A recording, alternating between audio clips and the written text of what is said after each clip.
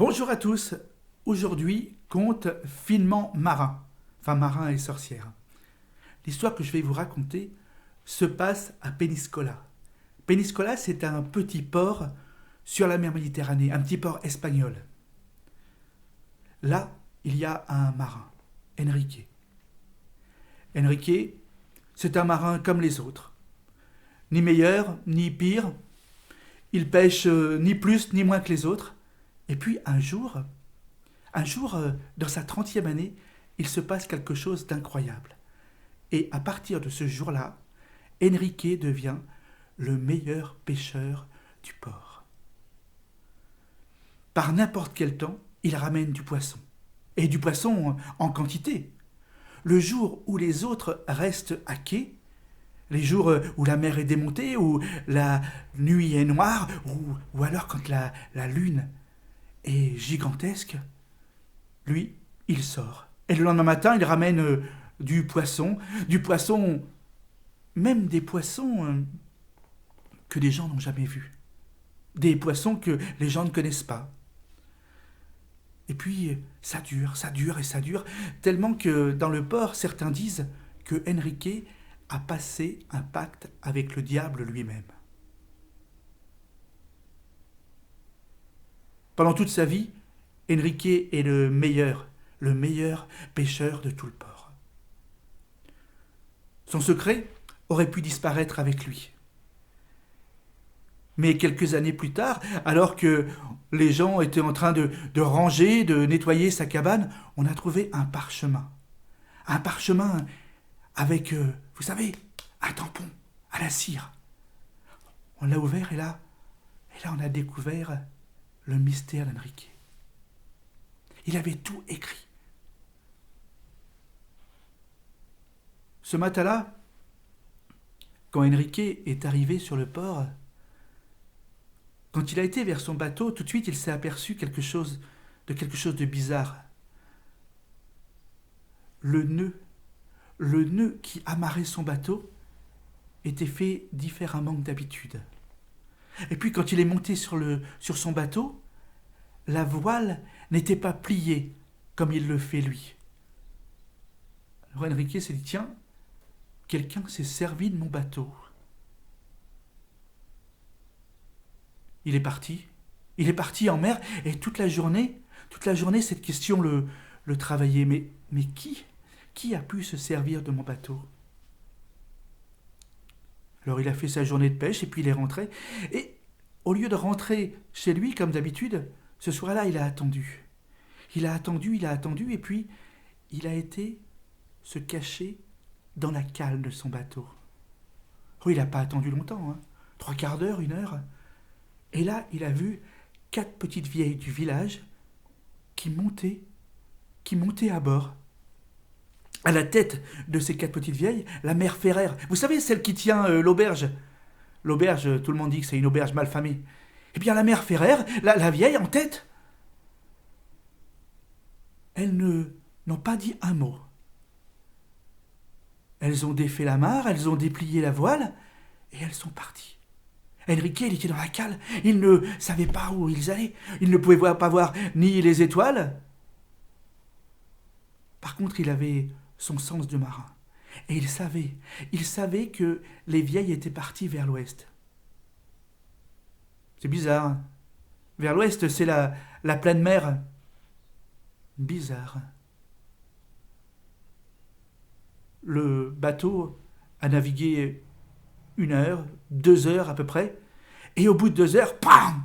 Vous savez ce bruit que les bateaux font quand ils rentrent sur le sable. Ah, Enrique dit, tiens,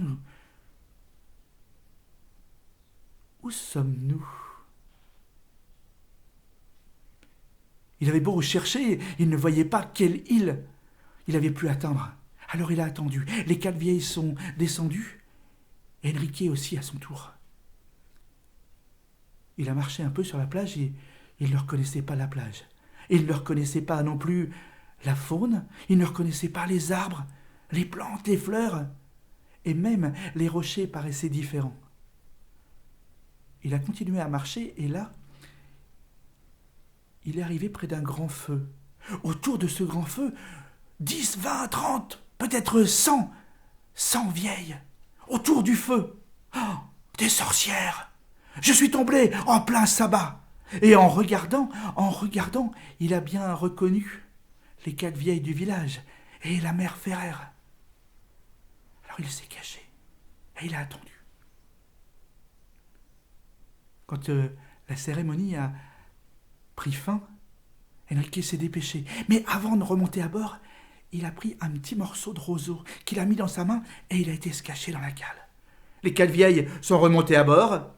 Hop, la voile et ouf. Le bateau semblait glisser sur la mer, semblait voler à une vitesse incroyable. C'est bizarre, dit Enrique. Un vent qui soit aussi fort à l'aller qu'au retour, c'est pas possible. Faut un marin. Alors il s'est caché, il a attendu.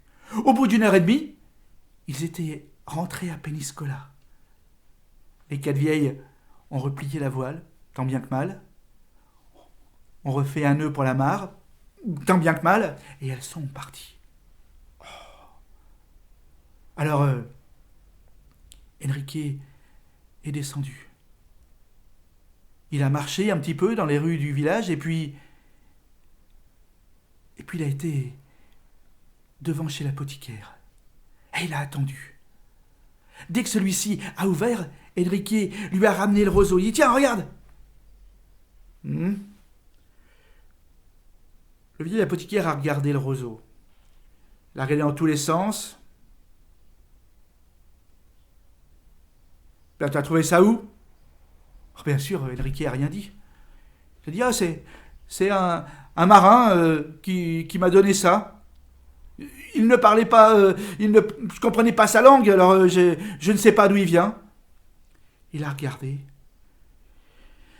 Eh bien, je ne sais pas d'où ton marin venait, mais ce petit roseau, je peux te l'assurer, il arrive des Amériques. Il arrive même de l'Amérique du Sud. Et ce que je peux te dire, c'est que le bateau qu'il a ramené, il devait avoir un sacré vent arrière. Parce que ça fait que quelques heures qu'il a été coupé. Le marin t'a fait un sacré cadeau, hein. Ce petit bout de roseau, tu peux même pas en faire une flûte. Enfin tiens, c'est ton cadeau. Enrico l'a remercié et il est parti. Il a été directement chez la mère Ferrer. La mère Ferrer, elle ouvrait son auberge comme d'habitude. Et là, Enrique dit, mère Ferrer, faut que je te parle. Alors ils ont été dans l'arrière-cuisine et là, Enrique, il lui a tout dit. La cale, la plage, les sorcières. Ah. La mère Ferrer était là. Ah, bah oui, je suis une sorcière, oui. Et alors? Eh ben, tu sais que les sorcières, si on les dénonce, elles sont brûlées. Oui, bah oui, je sais. Et qu'est-ce que tu veux? Qu'est-ce que tu veux pour ton silence? Tu veux de l'or, de l'argent? Non, Enrique a dit, oh non. Non. Le secret que j'ai, il vaut bien plus cher. Il vaut, bien plus cher que ça. Ce que je veux, c'est que tu me donnes une potion. Ou alors, je ne sais pas, une incantation qui permettrait à mon bateau d'aller aussi vite que quand c'est vous qui l'utilisez. Ah, puisque c'est ça. Mais par contre, il ne faudra jamais te faire prendre, parce qu'autrement, toi aussi, tu seras considéré comme sorcier. La mère Ferrer, elle a tourné les talons et puis elle était dans son arrière-cuisine. Elle a déplacé une pierre et elle a sorti un bocal. Dans ce bocal, il y avait de la poussière rouge. Elle en a pris 1 cuillère, 2 cuillères, 3 cuillères. Elle les a mis dans un petit sachet. Vous savez, cette petite bourse-là, en cuir. Et elle l'a donnée à Enrique. Elle lui dit, là, tu en auras pour toute ta vie. Car il te faudra juste 2 grains jetés dans la voile et tu pourras traverser les océans. Alors Enrique a pris la petite bourse et il est parti. Pendant des années et des années, à chaque fois que Enrique prenait son bateau, discrètement, il jetait 2 petites graines dans la voile. Et c'est pour ça C'est pour ça qu'il était devenu le meilleur pêcheur. Le meilleur pêcheur de Peñíscola. Voilà. Ça, c'était l'histoire de Enrique. Eh, par contre, vous la racontez à personne, parce que sinon, vous aussi, on vous prendra pour des sorciers.